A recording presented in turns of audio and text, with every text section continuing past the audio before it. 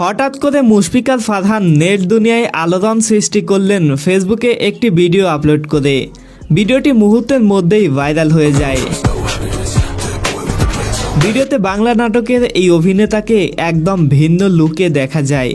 তার style, look আর presentation দেখে মনে হচ্ছিল এটা যেন কোনো সিনেমার ট্রেইলার।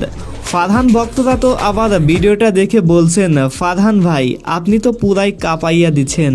অনেকে তো আবার বলছেন, ভাই আপনি সিনেমা বানাচ্ছেন না কেন, আপনাকে সিনেমায় দেখতে চাই। প্রিয় দর্শক, আপনিও কি মুশফিকার ফারহানকে এবার সিনেমায় দেখতে চান? চাইলে কমেন্টে ইয়েস ফারহান লিখে যাবেন।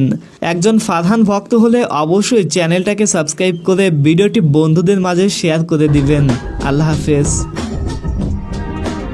So don't leave me alone.